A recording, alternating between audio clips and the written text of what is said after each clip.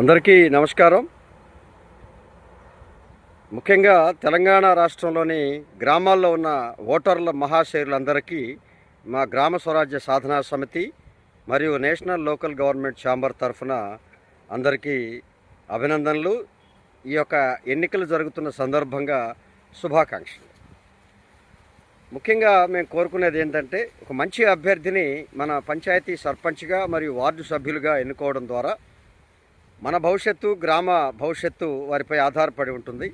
తప్పనిసరిగా తాత్కాలిక ప్రయోజనాలకు లొంగకుండా, ప్రలోభాలకి లొంగకుండా వారు తప్పనిసరిగా ప్రతి ఒక్క ఓటరు ఆ యొక్క అభ్యర్థి గుణగణాలు, వారి చరిత్రని, వారి మీద ఉన్నటువంటి విశ్వాసాన్ని ప్రాతిపదికగా మీరందరూ ఓటు వేయాల్సినటువంటి అవసరం ఉందని, తద్వారా 5 సంవత్సరాల్లో మన ప్రగతి వారి చేతుల్లో పెడుతున్నాం, మన అభివృద్ధిని వారి ద్వారా కోరుకుంటున్నాం. కాబట్టి సరైనటువంటి అభ్యర్థిని ఎంచుకోవడం ద్వారా మాత్రమే రాబో 5 సంవత్సరాల్లో మన గ్రామానికి సంబంధించినటువంటి అభివృద్ధిని మనం ఆశించగలుగుతామనేది మా యొక్క అభ్యర్థన, మా యొక్క విన్నపం. ముఖ్యంగా ఇప్పుడు మనకి గ్రామాల్లో ఉండేటువంటి మధ్యతరగతి పేద వర్గాలపై ఒక అపవాదు ఉన్నది, ఓటు అమ్ముకుంటారు అనేది.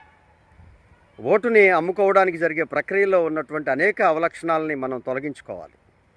ఓటు ఆదాయం కాదు, ఓటు మన భవిష్యత్తుని మార్చేందుకు, మన అభివృద్ధిని ఆశించేందుకు ఉపయోగించే ఆయుధంగా మనం ఉపయోగించుకోవాలి. ఓటు ఆదాయం కాదు, అది మన ఆయుధంగా మనం ఉపయోగించుకోవాల్సినటువంటి అవసరం ఉంది.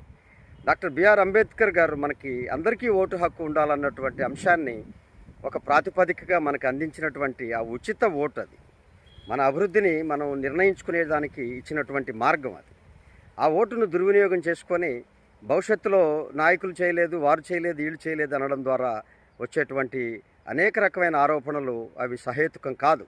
ఈరోజు ఓటుని మనం 100 రూపాయలకు 1000 రూపాయలకు అమ్ముకొని ఆ నాయకుడు మనకు పని చేయలేదని అనడానికి అర్హతను కోల్పోతున్నాం.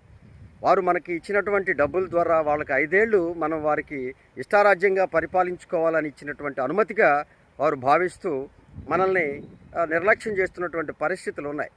కాబట్టి ఎలాగైనా గెలవచ్చు అనుకున్నటువంటి, డబ్బులుంటే గెలవచ్చు అనుకున్నటువంటి నాయకుల్ని మనం క్రమశిక్షణ చేయాలి, వాళ్ళని పనిష్మెంట్ చేయాలి. మనం అనుకున్న నాయకుల్ని మనం గెలిపించుకోవాలి. వారు ఏ స్థాయిలో ఉన్నప్పటికీ, పేదవాడైనప్పటికీ మంచివాడిని మనం ఎంచుకోవాలి. కానీ గ్రామాల్లో ఇప్పుడు మంచివాడు కాదు, సంచివాడు కావాలంటున్నారు. అంటే డబ్బులు కావాలని, డబ్బులున్నోడు కావాలని మనమే ఎగబడుతూ ఉన్నాం. ఇది చాలా ప్రజాస్వామ్యానికి, మన హక్కులకి, మన సంక్షేమానికి జరుగుతున్నటువంటి ఒక విఘాతం. కాబట్టి మీరు తప్పనిసరిగా ఓటుని సద్వినియోగం చేసుకోండి.